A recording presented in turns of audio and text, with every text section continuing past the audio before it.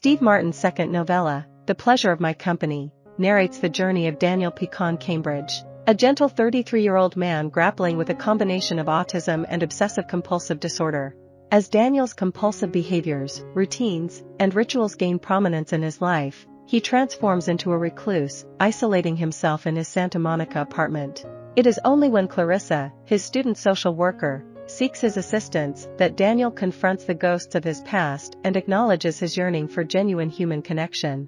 Formerly employed by a major computer company, where he worked with numerical codes, Daniel becomes incapacitated by the escalating symptoms of his mental illness. His obsessions range from avoiding stepping over curbs to meticulously ensuring a specific total wattage of light bulbs illuminates his apartment. These compulsions hinder his ability to maintain steady employment, compelling him to adopt impractical walking routes and turning routine errands into elaborate journeys. Daniel's aversion to crowds and public transportation further isolates him from mainstream society.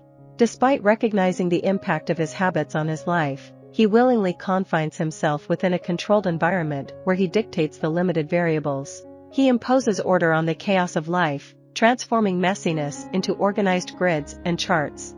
However, this coping mechanism backfires when it costs him his job at Hewlett-Packard and derails his college admission.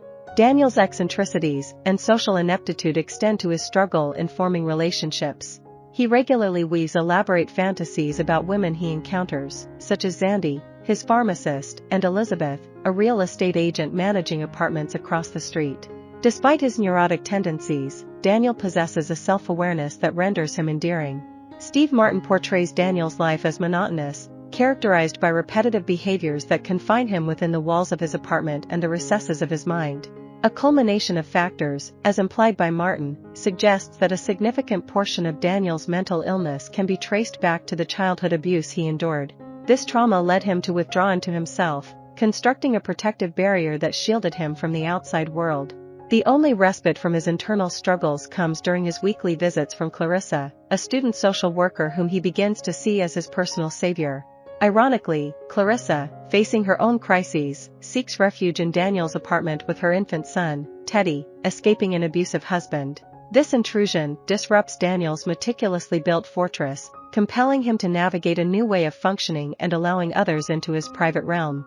The presence of Clarissa and Teddy introduces Daniel to unexplored possibilities, including the prospect of love.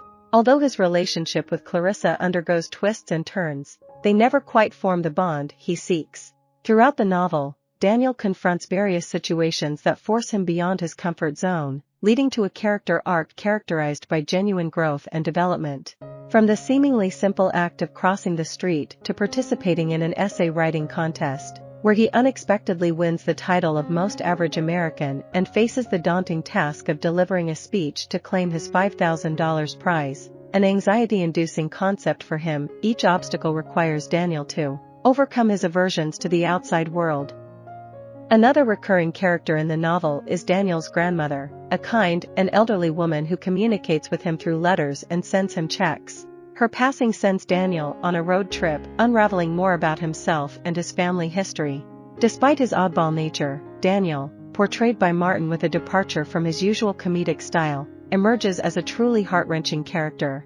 His habits and complexities act as barriers to external relationships, but contribute to the creation of a genuinely human and relatable character. Martin skillfully portrays the lighter side of obsessive-compulsive disorder, leaving the reader with a final message that suggests, even in the face of psychiatric and medical challenges, love has the power to overcome anything. I hope you enjoyed this video. Leave a like if you did, and be sure to subscribe. Thank you.